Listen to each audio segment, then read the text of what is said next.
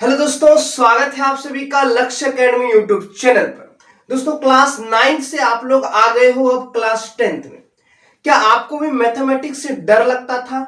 अगर हाँ, तो आज के बाद आपको मैथमेटिक्स से, गणित से कोई डर लगने वाला नहीं है। इससे जो आपको डर लगता था, जो आपके माथे में एक माइंडसेट बना हुआ है कि मैथ बहुत हार्ड है, ये समझ में नहीं आता, इसके फॉर्मूलेज याद नहीं होते, वो सारी बातें अपने भेजे से अब निकाल के फेंक दो। क्योंकि आज से मैं आपको पढ़ाने वाला हूं मैथमेटिक्स क्लास 10th का। सभी बच्चों को आप ये बता दो कि क्लास 10th के मैथमेटिक्स का हर एक चैप्टर का सीरीज चल रहा है लक्ष्य अकेडमी यूट्यूब चैनल पर, जहां संतोष सर आप लोग को पढ़ाएंगे पूरा मैथमेटिक्स और इतने इजी लैंग्वेज में पढ़ाएंगे, एकदम शुरू से बेसिक से पढ़ाएंगे, ताकि कहीं भी कोई भी परेशानी आपको नहीं होगा। और मैथ के साथ साथ साइंस भी आपको ऐसे पढ़ाएंगे कि लगेगा कि एकदम फील आ जाएगा साइंस का, कि साइंस होता क्या है, वो कॉन्सेप्ट में आपको इसे डुबा डुबा के पढ़ाएंगे कि लगेगा कि हाँ, अब जो है साइंस हमको समझ में आ रहा है और क्वेश्चन ना बने ऐसा तो हो ही नहीं सकता। तो चलिए बिना किसी देरी के वीडियो करते हैं स्टार्ट। हेलो दोस्तों, मेरा नाम है संतोष और स्वागत करता हूं आप सभी का लक्ष्य अकेडमी यूट्यूब चैनल पर।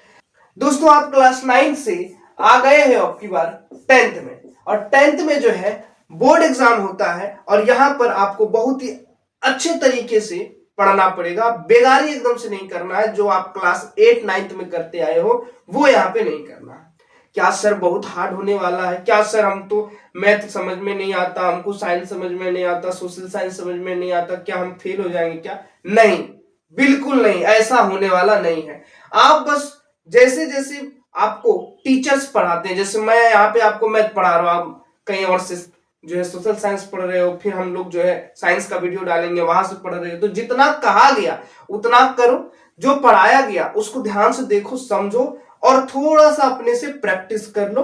बस इतना में ही आपका नौका पार हो जाएगा। ठीक, तो चलिए हम लोग आज स्टार्ट करते हैं क्लास 10th का मैथमेटिक्स, जिसमें हम लोग का पहला चैप्टर है जिसका नाम है रियल नंबर, जिसको जिसको हिंदी में वास्तविक संख्या बोलते हैं। तो इसमें जो है हम लोग को पता होना चाहिए ना कि ये वास्तविक संख्या क्या होता है। इसका मतलब वास्तविक और संख्या, वास्तविक बाद में देखेंगे, लेकिन ये संख्या क्या चीज होता है इसका पोस्टमार्टम करते हैं। तो चलिए पहले सीखते हैं संख्या की संख्या होता क्या है। चलिए अब हम आपको सिखाते हैं कि संख्याएं होता क्या है, इसको ध्यान से समझना। देखो, संख्याएं जो होती है वो अंकों से मिलकर के बना होता है। किनसे? अंकों से। अच्छा सर, ये अंक क्या होता है? अंक जो है, अंक जैसे 0 हुआ, 1 हुआ, 2 हुआ, 3 हुआ, 4 हुआ, 5 हुआ, 6 हुआ, 7 हुआ, 8 हुआ और 9 हुआ, ये सब जो है अंक है। आपने अपने फोन में देखा होगा, जब आप नंबर डायल करते हो तो यही सब लिखा होता है, 0 1 2 3 4 5 6 7 8 9। इतने से ही हम जो है सारी संख्याओं को बनाते हैं, इसी से बहुत सारा नंबर बनता है। ठीक, तो अंक कितने? 0 1 2 3 4 5 6 7 8 और 9। अच्छा 10 क्यों नहीं लिखे? 1 और 0 को मिला के 10 लिख सकते हैं, समझे ना?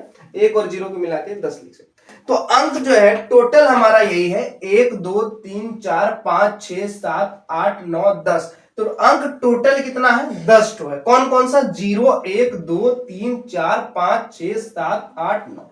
इन्हीं अंकों को मिला करके हम लोग जो है संख्याएं बनाते हैं। अच्छा, कैसे संख्या बनाते हैं आप थोड़ा सा अंदाजा लगाओ। आपके फोन में बस इतना ही बटन है, ठीक, और इससे जो है जिसको मन होगा उसको फोन लगा सकते हैं। अच्छा, क्या फोन कितने लोगों के पास होगा? लगभग में बहुत सारे लोगों के पास ना, करोड़ 2 करोड़ लोगों के पास, और सबके पास उसका जो है अपना सिम कार्ड है, उसका नंबर है, यानी कि करोड़ों संख्याएं बन सकती है। ऐसा मतलब अनंत बन सकता है। कितना? अनंत बन सकता है। इसीलिए अंक है 10, इन्हीं अंकों को मिलाकर के हम लोग क्या बनाते हैं? संख्या। अब संख्याओं के प्रकार को देख लेते हैं। एक है प्राकृत संख्या। प्राकृत संख्या क्या होता है? जिसको इंग्लिश में बोलते हैं नेचुरल नंबर। नेचुरल नंबर का मतलब, जैसे हम आपको जो है 5 को पेन देंगे, बोलेंगे बाबू गिनो, तो नेचुरली आपके मुंह से क्या निकलेगा कि 1 2 3 4 5। ये जो नेचुरली निकल रहा है 1 2 3 4 5, यानी जो काउंटिंग नंबर से, जो गिनती की संख्या है, उसी को हम लोग बोलते हैं प्राकृत संख्या। यानी कि गिनती की संख्या को, गिनती की संख्या को हम लोग क्या बोलते हैं, प्राकृत संख्या बोलते हैं। किसको, गिनती की संख्या को। गिनती की संख्या क्या होता है बाबू, 1 2 3 4 5 इस तरीके से अनंत तक चली जाती है, उसको हम लोग क्या बोलते हैं, गिनती की संख्या। और गिनती की संख्या को ही प्राकृत संख्या कहते हैं। आई होप कि आपको ये सारी बातें बहुत आसान भाषा में समझ में आ रही हो, क्योंकि मैंने आपको इतनी आसान भाषा से समझा रहा है कि आपके भेजे में घुस पाए। ठीक, अच्छा अब आता है पूर्ण संख्या। पूर्ण संख्या क्या है, अच्छा जरा सा यहां देखो, 1 2 3 4 5 6 7 8 9 10 कैसे बनाएगा, उसके लिए तो जीरो चाहिए। यहाँ जीरो है क्या, नहीं। यानी प्राकृत संख्याओं में कुछ कमी था, जो गिनती की संख्या थी उसमें कुछ कमी थी जिसको पूरा करना पड़ता था। हाँ, कुछ कमी थी जिसको पूरा करना पड़ा, और वो पूरा किया किसने, जीरो ने। इसीलिए हम इसी संख्या के आगे जीरो लगा देंगे तो यही गिनती की संख्या प्राकृत संख्या ही कन्वर्ट हो जाएगी पूर्ण संख्या में, क्योंकि इसमें अभी कमी है। इसको पूरा किया कौन, पूर्ण संख्या। तो पूर्ण संख्या क्या होता है, जीरो समेत, प्लस का मतलब समेत, शॉर्ट में लिख रहे हैं, जीरो समेत गिनती की संख्या। जीरो समेत गिनती की संख्या, जीरो समेत गिनती की संख्या। प्लस का मतलब ये नहीं कि जोड़ते चले जाए, नहीं, जीरो समेत, शॉर्ट में लिख रहे हैं, जगह कम है इसलिए। तो 0 1 2 3 4 5 6 7 इस तरीके से चला जाएगा अनंत तक। ये वाली संख्या आपकी बार पूर्ण हो गई। अब इससे हम जो है सारा संख्या बना सकते हैं। तो इस वाले संख्या को हम लोग बोलेंगे पूर्ण संख्या, अंग्रेजी में होल नंबर। अच्छा, नेचुरल नंबर को जो है n से सूचित करते हैं, ये चीज आप जान लो, क्लास 11 12 में आपको बहुत ज्यादा काम में आएगा, सेट थ्योरी जब पढ़ोगे तब। पूर्ण संख्या यानी होल नंबर, इसको हम लोग w से सूचित करते हैं, किससे, w से। अब आता है पूर्णांक, ये बहुत ही ज्यादा इंपॉर्टेंट है। पूर्णांक, पूर्णांक क्या होता है, जैसे ऐसे आपको समझाते हैं कि जैसे हम आपको 2 रुपया उधार दिए, 2 रुपया क्या किए, उधार दिए। तो मेरे पास 5 रुपया था, मेरे पास 5 रुपया था, 2 रुपया आपको उधार दिए। तो आपको उधार दिए तो आप में कर्ज चढ़ गया ना, कितने का, 2 का। अब 2 को कैसे लिखेंगे, तो 2 के आगे माइनस लगा देते हैं, मतलब कि आपको जो है कर्ज है 2 रुपया का।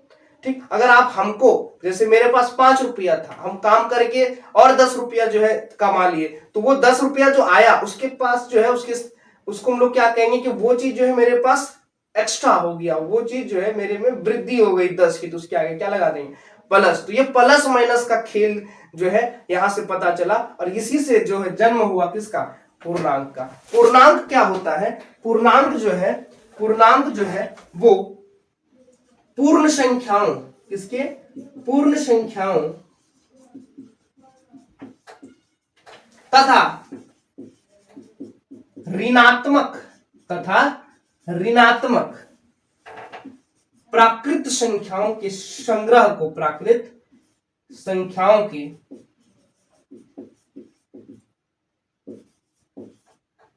संग्रह को पूर्णांक कहते हैं। क्या कहते हैं, पूर्णांक कहते हैं। क्या कहते हैं बाबू, पूर्णांक कहते हैं।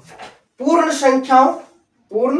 संख्याओं तथा ऋणात्मक प्राकृत संख्या। पूर्ण संख्या तो समझ में आ गया ना, 0 1 2 3 4 5 6 ऐसे प्लस में अनंत तक। ऋणात्मक का मतलब होता है माइनस, अब प्राकृत संख्या तो पहले पढ़ा दिया था, ये है प्राकृत संख्या। ऋणात्मक का मतलब इसमें माइनस लगाओ, -1 -2 -3 -4 -5 इस तरीके से माइनस में अनंत तक। तो उनका जो कलेक्शन बनाएंगे उस कलेक्शन को क्या बोलेंगे, पूर्णांक बोलेंगे। उस ग्रुप को क्या बोलेंगे, पूर्णांक बोलेंगे।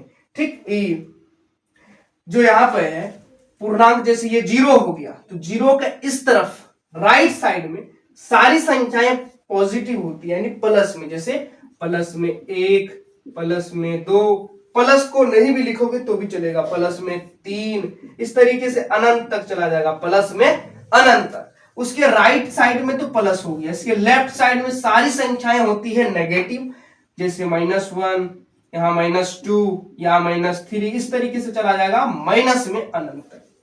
तो इधर वाली संख्या प्लस में, इधर वाली संख्या माइनस में, और ये पूर्णांक है, इसीलिए इसको हम लोग 2 भाग में बांट दिए कि एक धनात्मक पूर्णांक और एक ऋणात्मक पूर्णांक। तो ये कैसा हो गया, धनात्मक पूर्णांक हो गया, और इधर वाला हो गया क्या, ऋणात्मक पूर्णांक। क्या हो गया? ऋणात्मक पूर्णांक। अच्छा, अब जीरो बच गया। जीरो क्या है सर? क्या जीरो धनात्मक पूर्णांक है क्या? या क्या जीरो ऋणात्मक पूर्णांक है? नहीं, ना तो धनात्मक पूर्णांक है और ना ही ऋणात्मक पूर्णांक है। जीरो केवल पूर्णांक है, इस बात को आप नोट कर लीजिए। केवल पूर्णांक है। क्या है? केवल पूर्णांक है। जीरो केवल पूर्णांक है। जीरो ना तो धनात्मक पूर्णांक है ना ही ऋणात्मक पूर्णांक। फटाफट से लीजिए आप इसका स्क्रीनशॉट। ले लिया स्क्रीनशॉट? ले लिया। चलिए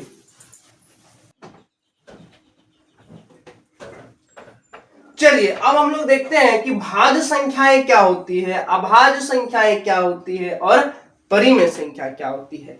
ये तीनों बहुत ही ज्यादा इंपॉर्टेंट है, इसको ध्यान से समझना। भाज्य और अभाज्य में अक्सर बच्चे गलती कर जाते हैं, लेकिन मैं आपको ऐसा जो है कॉन्सेप्ट बताऊंगा इसका। कोई इधर उधर की बातें नहीं करेंगे, कोई ऐसी डेफिनेशन की बात नहीं करेंगे जिससे आपको जो है कंफ्यूजन हुआ। मैं इससे बताएंगे इसको, इन तीनों को, कि जिंदगी में आप इसको नहीं भूल पाओगे। तो आज हम लोग सीखेंगे बढ़िया से एकदम भाज्य संख्या, अभाज्य संख्या और परिमेय संख्या। देखो, सबसे पहले आप समझ लो कि जो है फैक्टर किसको बोलते हैं? फैक्टर। ठीक, फैक्टर क्या होता है? फैक्टर जो है, जैसे जैसे हमारा हो गया चार, क्या हो गया? चार। तो फैक्टर का मतलब कि ये चार किससे कटेगा? पहली बात तो ये एक से कटेगा, एक से तो भाई सब कट जाता है। ठीक, दूसरा ये दो से कटेगा, और ये खुद से अपना चार से कटेगा, तीन से तो कटेगा नहीं। ठीक, यानी कि ये एक दो चार, इनसे जो है ये चार कट जाएगा। यही इसी को हम लोग बोलते हैं क्या? फैक्टर बोलते हैं। क्या बोलते हैं? फैक्टर बोलते हैं। ठीक, तो भाज्य संख्या और अभाज्य संख्या से इसका क्या लेना देना है? देखो, भाज्य संख्या वो होता है जो, भाज्य संख्या वो होता है जिसका दो से ज्यादा फैक्टर होता है, दो से अधिक फैक्टर होता है। क्या होता है? दो से अधिक फैक्टर होता है जिसका, वो होता है भाज्य संख्या। जैसे चार, चार का तीन गो फैक्टर है। कितना? एक दो तीन, तो दो से ज्यादा हो गया ना, तो चार क्या हो गया? चार हमारा भाज्य संख्या हो गया। क्या हो गया? भाज्य संख्या। उसी तरीके से जैसे पांच की बात करें, तो एक से कटेगा, दूसरा अपने आप से पांच, यानी कि इसका तो फैक्टर दो ही है। तो दो से अधिक होगा तो कहेंगे भाज्य संख्या। दो से अधिक है क्या? नहीं, तो पांच भाज्य नहीं होगा। जैसे छह हो गया, तो छह एक से कटेगा, दो से भी कटेगा, तीन से भी कटेगा और छह से भी कटेगा। तो एक दो तीन चार, इसका फैक्टर दो से अधिक हो गया, तो ये हो गया हमारा भाज्य संख्या। इस तरीके से चलता जाएगा। तो हमको लग रहा है कि आपको फैक्टर समझ में, जिसको फैक्टर समझ में आ गया वो भाज्य और अभाज्य सब जो है उसका क्लियर हो जाएगा। तो अभाज्य क्या हो जाएगा? जिसका दो से अधिक फैक्टर वो भाज्य, तो जिसका दो फैक्टर होता है उसको हम लोग बोलते हैं अभाज्य संख्या। जिसका केवल दो, जिसका केवल दो ही फैक्टर होता है, दो ही फैक्टर होता है, वो कहलाता है अभाज्य संख्या। जैसे जैसे हमारा दो हो गया, जैसे हमारा दो हो गया, दो जो है एक से कटेगा, ठीक है, दो अपने आप दो से भी कटेगा। इसका मतलब एक और दो इसका फैक्टर हो गया। कितना फैक्टर है? गिनो, एक और एक, दो। यानी कि दो का जो फैक्टर है वो केवल दो ही फैक्टर है, एक और एक, दो। इसलिए दो हम लोग को जो है लग गया कि ये दो क्या है? ये अभाज्य संख्या है। क्या है? अभाज्य। उस तरीके से तीन का चेक करोगे तो तीन जो है एक से कटेगा और तीन अपने आप तीन से कटेगा। इसका भी दो ही फैक्टर है, तो ये भी हो जाएगा। ठीक, जैसे पांच हो गया, पांच का चेक किए थे, एक और पांच से कटेगा, तो इसका दो फैक्टर है, तो ये भी क्या होगा? पांच। तो ये भी क्या हो जाएगा? अभाज्य संख्या। तो इस तरीके से चलता जाएगा। आई होप कि आपको समझ में आ गया। अच्छा सर, एक फिर क्या होगा? क्या एक भाज्य संख्या होगा? क्या एक अभाज्य संख्या होगा? नहीं बेटा, भाज्य भी नहीं होगा और अभाज्य भी नहीं होगा बाबू। ना तो भाज्य होगा ना ही अभाज्य होगा। एक केवल एक संख्या है, ये ना तो प्राइम नंबर है ना ही कंपोजिट नंबर। तो उसको जो है आप ध्यान में रखिएगा, ना ही वो प्राइम नंबर है और ना ही जो है वो कंपोजिट नंबर है। अब आता है जो हमारा यूज में आने वाला इस चैप्टर में, बार बार यूज आएगा, वो है परिमेय संख्या। परिमेय संख्या होता क्या है, एकदम आसान भाषा में मैं आपको समझा। तो वो संख्या जिसको हम लोग P बट्टा Q के रूप में लिख सके, जिसको हम P बट्टा Q के रूप में लिख सके। मतलब सर क्या बोल रहे हैं, मतलब ठेठ भाषा में मैं आपके समझाऊं तो परिमेय संख्या वो होता है जिसको हम बट्टा के शकल में लिख सकें, जहां पर ऊपर वाला आपको पता होगा, ऊपर वाला अंश होता है और नीचे वाला हर होता है ना। अंश हो गया P, हर हो गया। इसका बस एक शर्त है, क्या शर्त है, कि जो हर होता है, हर यानी Q 0 के बराबर कभी भी किसी भी परिस्थिति में, नीचे कभी भी किसी भी परिस्थिति में 0 नहीं होना चाहिए। अगर 0 हो गया तो वो परिमेय संख्या नहीं कहलाएगा। अगर नहीं है, ऊपर 0 हो चलेगा लेकिन नीचे 0 नहीं होना चाहिए, अगर ऐसा है तो फिर वो परिमेय संख्या कहलाएगा। ठीक। और क्लास 9 में आपने दशमलव प्रसार तो पढ़ा ही होगा, तो उसके हिसाब से अगर देखें तो परिमेय संख्या का एक और डेफिनेशन बनता है कि परिमेय संख्या वो संख्या होता है जिसका दशमलव प्रसार, जिसका दशमलव प्रसार पहला या तो शांत हो, दूसरा या तो अन्वसानी आवर्ती हो। क्या हो, अन्वसानी आवर्ती। क्या हिंदी में बोल रहे हैं सर, अंग्रेजी में बताता हूं। शांत का मतलब होता है टर्मिनेटिंग। क्या होता है, टर्मिनेटिंग। आप लोगों ने पढ़ा होगा terminating decimal, non terminating decimal, non terminating repeating decimal या recurring decimal, non terminating non repeating या रिक्वायरिंग डेसिमल, ये सब पढ़ा होगा। ये जो है नॉन टर्मिनेटिंग रिपीटिंग डेसिमल है। क्या है, नॉन टर्मिनेटिंग रिपीटिंग डेसिमल। यानी कि अगर हम जो है देख लें कि उसका दशमलव प्रसार हमको पता चल जाए कि अगर वो शांत है या तो अनवसानी आवर्ती, यानी कि शांत नहीं है, टर्मिनेट नहीं किया, कटा नहीं पॉइंट के बाद, लेकिन रिपीट करने लगा, तो फिर हम उसको क्या बोलेंगे कि वो परिमेय संख्या है। अब इसका मतलब जो है आपको आगे चल करके पता चलेगा, जब हम लोग जो है एक्सरसाइज में जैसे आगे बढ़ते जाएंगे उस तरीके से जो है 1.3 में या 4 में, 1.3 या 1.4 में आपको इस तरीके से क्वेश्चन मिलेगा जहां पर दशमलव प्रसार दिया रहेगा। उससे हम लोग जो है ये दोनों के हेल्प से पता करेंगे कि वो परिमेय संख्या है कि अपरिमेय संख्या। तो इससे आसान लैंग्वेज में इन सबको नहीं बताया जा सकता है। ठीक, तो आप जो है इसको बार बार देखिए। हमको लग रहा है कि आपको सारा चीज एकदम समझ में आ रहा है क्योंकि आसान लैंग्वेज में मैं आपको बता रहा हूं। तो परिमेय संख्या तक हम लोग चल गए। अब थोड़ा सा चलते हैं कि अपरिमेय संख्या क्या। तो देखो बाबू, जो परिमेय संख्या होता है वो P बटा Q के रूप में लिखा जाता है और Q यानी नीचे 0 नहीं होना चाहिए, तो वो परिमेय होगा। अब परिमेय संख्या अभी तक जितने भी संख्या पढ़े वो सब परिमेय संख्या है। सम और विषम को हमने थोड़ा सा छोड़ दिया, सम विषम बचपन से ही पढ़ते आए हैं, ठीक, तो उसको मैंने हटा दिया। लेकिन जो परिमेय संख्या होता है वो परिमेय संख्या जो है जितने भी संख्या अभी हमने आपको बताया, सम विषम को भी इंक्लूड करके, वो सब परिमेय संख्या होगा। तो अपरिमेय संख्या क्या है सर, जो परिमेय नहीं है वो अपरिमेय है। इसका मतलब जिसको P बटा Q के रूप में तुम नहीं लिख सकते हो, जिसका दशमलव प्रसार ना तो शांत होगा ना ही अनवसानी आवर्ती होगा, उसी को हम लोग क्या बोलेंगे, अपरिमेय संख्या। जैसे √2 हो गया, √3 हो गया, पाई भी क्या है, अपरिमेय है। लेकिन पाई का एक वैल्यू हम लोग मान लेते हैं 22/7, ये माना गया मान है, तो 22/7 परिमेय है। लेकिन जो पाई है उसका वैल्यू तो 3.14 डॉट बहुत कुछ चलते रहता है, तो वो चीज जो है पाई एक अपरिमेय संख्या है। तो आई होप की सारी बातें आपको समझ में आ गई। अब हम लोग चलते हैं चैप्टर की तरफ। यूक्लिड विभाजन प्रमेय का होता क्या है उसको हम लोग आपको बताते हैं। फटाफट से इसका ले लो स्क्रीनशॉट और अब हम लोग आगे चलते हैं। ले लिया स्क्रीनशॉट, चलिए आगे।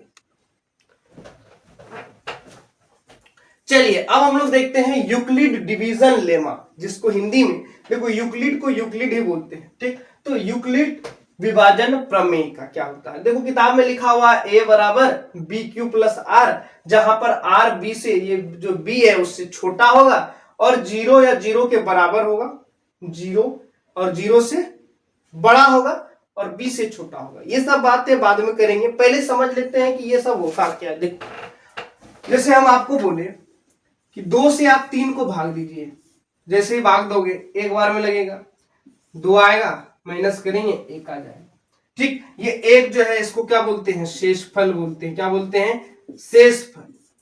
ये जो है ये भाग लगा रहा है इसलिए इसको क्या बोलेंगे, भाजक बोलेंगे। ये भाग लग रहा है इसलिए इसको क्या बोलेंगे, भाज्य बोलेंगे। और ये जो है भाग लगाने के बाद आंसर आ रहा है इसको बोलते हैं भागफल। क्या होता है ये, भागफल। और इसमें आप एक फॉर्मूला पढ़े होंगे कि भाज्य बराबर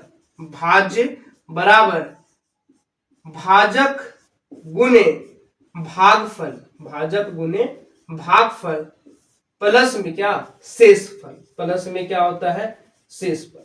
ये फॉर्मूला पढ़ा, बस यही फॉर्मूला से ये बना है। अगर हम इसको a मान लें, इसको b मान लें, इसको q मान लें और इसको r मान लें, इसको a मान लिया, इसको b मान लिया, इसको q मान लिया और इसको r मान लिया, बस उसी का शॉर्ट फॉर्म लिख देते हैं। भाज्य क्या है, भाज्य है ये a, तो a लिख दिए इसकी जगह में। भाजक कौन है, भाजक ये, इसको क्या माने हैं, b माने हैं। गुना का गुना, भागफल क्या है, भागफल कोसाइन बोलते हैं q, प्लस शेषफल को क्या बोले, r। तो इसी को बढ़िया से गुना कर देंगे तो आंसर आ जाएगा a बराबर b q plus r, a बराबर बी क्यू प्लस आर। यही है यूक्लिड डिवीजन लेमा, यूक्लिड का विभाजन प्रमेय का, a बराबर बी क्यू प्लस आर होता है। जहां पर ये कंडीशन दिया हुआ है कि r कभी भी b से बड़ा नहीं हो सकता, हमेशा छोटा हो। क्या मतलब, r का मतलब शेषफल और b का मतलब होता है भाजक, यानी शेषफल कभी भी भाजक के बराबर नहीं हो सकता है या उससे बड़ा नहीं हो सकता। अच्छा मान लो बड़ा हो गया या बराबर हो गया, जैसे यहाँ 2 आ जाएगा तो एक बार में और कट जाएगा और फिर आंसर आ जाएगा 0। क्या 0 2 के बराबर है, नहीं। तो बराबर अगर हो भी गया तो उसको एक बार और कट जाएगा, या बड़ा हो जाएगा तो फिर कट जाएगा। इसका मतलब काट छाट करके अंत में जो है शेषफल हमेशा भाजक से छोटा आएगा। अच्छा छोटा कितना आ सकता है, 0 भी आ सकता है, ठीक, 0 से बड़ा भी आ सकता है, लेकिन b से छोटा होगा। यानी 0 ये बराबर का मतलब r 0 के बराबर भी हो सकता है, इसका मतलब बड़ा भी हो सकता है, लेकिन ये b से हमेशा छोटा होगा। बस यही है यूक्लिड डिवीजन लेमा, विभाजन प्रमेय का। मैंने आपको आसान भाषा में एकदम अच्छे से बाबू जैसे आपको समझाया। इसका स्क्रीनशॉट ले लो। हम समझ गए हैं कि आपको जो ये चीजें समझ में आ गई है। अब हम लोग चलते हैं इसका उपयोग करके दो संख्याओं का जो है हम लोग HCF कैसे निकालेंगे, LCM कैसे निकालेंगे वो देखते हैं। ले लिया स्क्रीनशॉट, कॉपी में इसको उतार लो बाबू। चलिए अब स्टार्ट करते हैं हम लोग अपना क्वेश्चन। आइए दोस्तों सबसे पहले मैं आपको ये बताता हूं कि इसमें जो क्वेश्चन होगा उसको टाइप वाइज इसको बांट देते हैं। इस टाइप वाइज बांटने में क्या होगा सर, अगर हम इसको टाइप वाइज बांट देंगे तो माइंड में सेट हो जाएगा कि इस चैप्टर में ऐसा ऐसा टाइप का क्वेश्चन होता है, और उसको जब बनाएंगे तो लगने लगेगा नहीं इस टाइप का क्वेश्चन में ऐसे सॉल्व करना है, इस टाइप वाला क्वेश्चन में ये फॉर्मूला लगेगा। तो वो सारा चीज आपको क्लियर हो जाएगा। तोड़ तोड़ करके किसी भी चीज को पढ़ने से वो चीज बहुत ही आसानी से और अच्छे तरीके से जल्दी जो है हमारे माइंड में घुस जाता है। तो चलिए उसको थोड़ा सा देखते हैं। देखो यहां पे जो है सबसे पहले हमको निकालना है HCF और LCM, HCF एंड LCM। अब ये दो तरीके से निकलेगा। पहला यूक्लिड डिवीजन लेमा से, जो मैंने अभी आपको बताया, A = BQ + R।